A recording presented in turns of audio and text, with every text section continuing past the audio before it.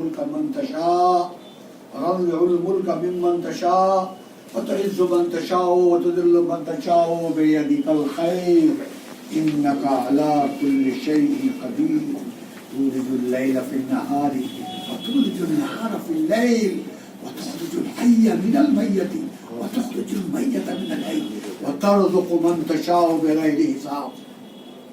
سامعین گرامی، میرے لیے بڑی خوشی کا موقع ہے کہ ہمارے یہاں پر کشمیر کے دو پھول ہمارے اس ہندوستان کے ہمارے اس دہلی کے گلشن میں کھلے. پہلا گل جس کے لیے یہ محفل کا انعقاد کرنے کے لیے باقاعدہ بات چیت ہوئی، وہ تھے جناب عاصم اسدی صاحب، اور دوسری ہماری بیٹی خدیجہ کشمیری صاحبہ جو ہمارے اس محفل میں پہلی بار تشریف لائی ہیں. آپ ایک موقر شاعرہ ہیں اور لکھتی پڑھتی رہتی ہیں. دوسرے عالمی طور پہ اگر دیکھا جائے تو ان کے بڑے فیس بک کے ذریعے ہم نے دیکھا ہے کہ ان کے بڑے تعلقات ہیں دوسرے ملکوں کے لوگوں سے بھی، مطلب آدان پردان ہے انفارمیشنز کا. عاصم اسدی ایک بہت ہی اچھے انسان ہیں.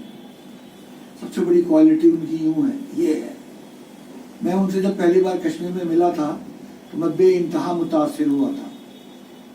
میں خود بھی چاہتا تھا کہ میں ان کا خوب بہت بڑا یہاں پر ایک جلسہ کروں، مگر چونکہ 27 جنوری کو ایک بہت بڑا مشاعرہ ہم یہاں منعقد کر چکے تھے، اور دوسرا مشاعرہ جو ہم نے رکھا تھا اس کل آنے والے اتوار کو مسوات کا، بنات کا، اپنی مسوات کا، تاکہ وہ سب کی سب یہاں آئیں، انتظام و انتظام بھی سنبھالیں، اپنے افسانے ایک دوسرے کو سنائیں، اپنی شاعری کریں.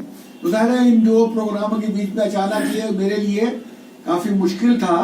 اور اس کے علاوہ میں پرسوں ہی مجھے انعام ملا ہے، اس کی تیاری تھی. دوسرا ایک اور پروگرام تھا ہریانہ میں جہاں میں گیا ہوا تھا.